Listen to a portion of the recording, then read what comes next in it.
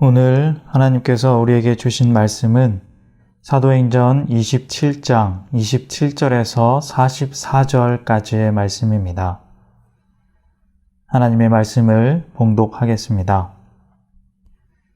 열 나흘째 되는 날 밤에 우리가 아드리아 바다에서 이리저리 쫓겨가다가 자정쯤 되어 사공들이 어느 육지에 가까워지는 줄 짐작하고 물을 재어보니 20길이 되고 조금 가다가 다시 재니 15길이라 암초에 걸릴까 하여 고물로 닷넷을 내리고 날이 새기를 고대하니라. 사공들이 도망하고자 하여 이물에서 닻을 내리는 채 하고 거룻배를 바다에 내려놓거늘 바울이 백부장과 군인들에게 이르되 이 사람들이 배에 있지 아니하면 너희가 구원을 얻지 못하리라 하니 이에 군인들이 거룻줄을 끊어 떼어버리니라. 날이 새어가매 바울이 여러 사람에게 음식 먹기를 권하여 이르되 너희가 기다리고 기다리며 먹지 못하고 줄인 지가 오늘까지 열 나흘인즉 음식 먹기를 권하노니 이것이 너희의 구원을 위하는 것이요 너희 중 머리카락 하나도 잃을 자가 없으리라 하고 떡을 가져다가 모든 사람 앞에서 하나님께 축사하고 떼어 먹기를 시작하매 그들도 다 안심하고 받아 먹으니 배에 있는 우리의 수는 전부 276명이더라. 배부르게 먹고 밀을 바다에 버려 배를 가볍게 하였더니 날이 새매 어느 땅인지 알지 못하나 경사진 해안으로 된 항만이 눈에 띄거늘 배를 거기에 들여다 댈 수 있는가 의논한 후 닻을 끊어 바다에 버리는 동시에 키를 풀어 늦추고 돛을 달고 바람에 맞추어 해안을 향하여 들어가다가 두 물이 합하여 흐르는 곳을 만나 배를 걸매 이물은 부딪혀 움직일 수 없이 붙고 고물은 큰 물결에 깨어져 가니 군인들은 죄수가 헤엄쳐서 도망할까 하여 그들을 죽이는 것이 좋다 하였으나 백부장이 바울을 구원하려 하여 그들의 뜻을 막고 헤엄칠 줄 아는 사람들을 명하여 물에 뛰어내려 먼저 육지에 나가게 하고 그 남은 사람들은 널조각 혹은 배 물건에 의지하여 나가게 하니 마침내 사람들이 다 상륙하여 구조되니라. 아멘. 저는 군대를 해군으로 갔습니다. 해군에서 배를 한 1년 정도 탔습니다. 저의 이등병 시절은 배 한 귀퉁이에서 먹고 자고 일하며 보내는 시절이었습니다. 제가 탄 배는 100명이 조금 넘는 사람들이 탄 배였는데 서해 NLL을 향해 하며 경계를 서는 그런 배였습니다. 그렇게 배에서 살던 때에 하루는 경비 중에 파도가 엄청나게 치던 밤이 있었습니다. 태풍이 불었는지 듣기로는 파도 높이가 9m에 달한다고 합니다. 물론 그곳에 있으면 배가 뒤집히니 안 되고 파도를 피해서 섬 주변으로 피신을 했습니다. 섬 주변은 그래도 파도가 덜 심합니다. 하지만 그래도 배 안에서 몸을 가누기 힘들 정도의 흔들림이 있었습니다. 가구나 책장 등이 무너지고 짐이 쏟아지고 사람들은 구토와 멀미로 고통을 호소하고 그야말로 아비규환이었습니다. 함장님은 최소 인원을 제외한 나머지는 모두 누워 쉬라 하였습니다. 그때 저는 안전당직이라 배 곳곳에 문제가 없는지 돌아다녔습니다. 그때 깨달은 것이 참 많지만 2가지 정도 말씀드리려고 합니다. 첫 번째는 한 배를 탄 사람들은 그 사람이 누구이든지 지위를 막론하고 파도가 치면 고통을 함께 경험한다는 것입니다. 함장님이든 상급자든 쫄병이든 배를 오래 탄 사람이든 적게 탄 사람이든 누구든지 파도가 치면 동일하게 고통스럽습니다. 물론 개인별로 차이는 있겠지만 이 모든 것을 피해갈 수는 없었습니다. 10년 넘게 배를 탄 사람도 토하고 있었습니다. 두 번째는 한 배를 탄 사람들은 위기가 오면 하나가 되어야 그 위기를 벗어날 수 있다는 것입니다. 평소에는 사이가 좋지 않던 사람들도 모두가 힘든 위기가 찾아오면 함께 협력합니다. 조타실과 기관실은 원래 사이가 좋지 않았었는데 그때는 너도 나도 할 것 없이 힘을 합하여 빨리 도망할 길을 찾고 해결 방법을 모색하는 것을 보게 되었습니다. 왜냐하면 그렇게 하지 않으면 죽기 때문입니다. 죽지 않기 위해서 무엇보다 가장 먼저 해야 할 일은 하나가 되어서 자신이 맡은 역할을 잘 해내는 것입니다. 그것이 한 배를 탄 사람들의 역할입니다. 저는 그때 처음으로 우리나라 군인들이 참 멋있다는 생각을 했습니다.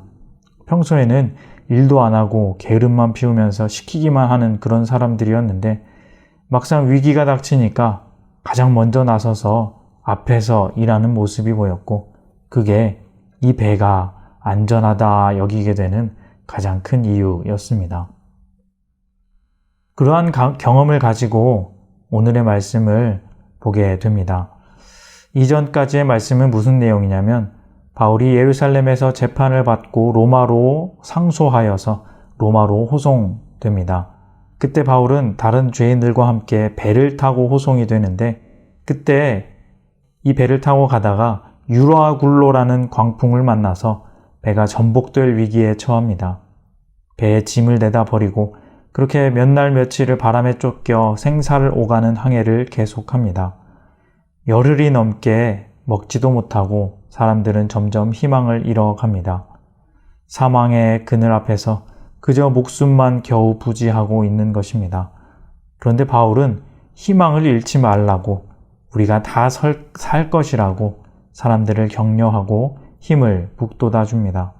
그러면서 어떤 섬에 가까워지는 것을 알게 되는데 그게 오늘 본문의 말씀입니다. 27절에 보면 그것이 10나흘째 되었다 합니다. 참 많이 고생한 것입니다.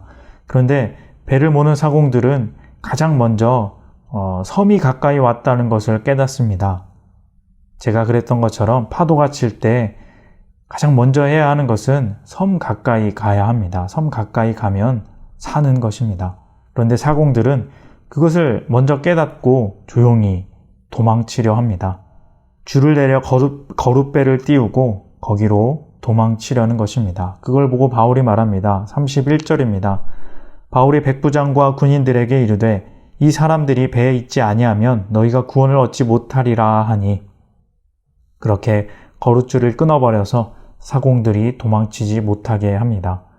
사공이 없으면 배가 갈 수 없으니 그들이 꼭 있어야 하는 것이겠죠. 그리고 나서 바울은 사람들에게 음식 먹을 것을 권합니다. 희망이 사라져서 죽기를 기다리며 먹지도 않던 사람들에게 희망을 불어넣어주고 떡을 떼며 먹게 하는 것입니다. 마치 예수님이 5,000명에게 떡을 떼어 나눠 주셨듯이 또는 마지막 만찬에서 제자들에게 떡을 떼어 주셨듯이 생명의 떡을 나누듯이 바울은 사람들에게 희망의 떡을 떼어 줍니다. 그리고 함께 먹고 한 몸이 되어야 하듯이 그렇게 말합니다. 35절, 36절입니다. 떡을 가져다가 모든 사람 앞에서 하나님께 축사하고 떼어 먹기를 시작하며 그들도 다 안심하고 받아 먹으니 그렇게 힘을 얻고 다 같이 배에 있는 무거운 짐을 버려서 배를 가볍게 합니다. 그리고 그 다음 날이 되었는데 땅이 보이고 해안이 보여서 그 섬으로 갑니다. 그런데 물이 나뉘는 곳 그 사이에서 배가 부딪혀 깨어지고 맙니다. 또 다른 위기가 찾아온 것이죠. 그때 배에 있는 군인들은 죄수들이 그 틈을 타서 도망칠까봐 죄수들을 죽이려 합니다. 하지만 백부장이 그것을 말립니다. 그래서 거기에서 배를 버리고 물에 뛰어들어 헤엄치고 또 배 조각에 의지하여서 모두가 섬에 안전하게 상륙하게 됩니다. 총 276명의 승선 인원이 그 유라굴로라는 죽음의 광풍을 뚫고 여러 위기를 넘겨 생존하게 된 것입니다. 이렇게 살게 된 이유는 죄인이었던 바울의 역할이 컸습니다. 하나님께서 주신 희망의 말씀을 가지고 그 희망을 전달하였던 바울이 사람들의 마음을 움직였으며 결국 모두를 함께 살리게 된 것입니다. 모두가 사는 방법은 모두가 같은 마음을 품고 하나가 되는 것입니다. 그리고 이것이 바로 하나님께서 원하시는 방법이기도 합니다. 사람들은 모두가 갈라서려고만 합니다. 자기만 살려고 하고 자기만 생각하는 경향이 있습니다. 그게 사람들의 방식입니다. 자기는 그것이 지혜롭다 여기고 좋은 길이라 생각할 수 있지만 한 배를 탄 사람들은 그렇게 하면 안 됩니다. 그렇게 하면 모두 죽는 것입니다. 오늘 말씀에서 사람들의 행동을 다시 한번 봅니다. 사공들은 자기만 살려고 작은 배를 내려 도망가려 했습니다. 그것은 모두를 죽이는 일이었습니다. 또한 사람들은 자기의 이기적인 감정과 절망에만 빠져 먹기를 거부하고 힘을 쓰지 않았습니다. 이 또한 모두를 죽이는 길입니다. 또 마지막으로 배가 부서지자 죄인들을 죽이려 합니다. 이 모든 것이 사람이 생각하는 이기적인 방법입니다.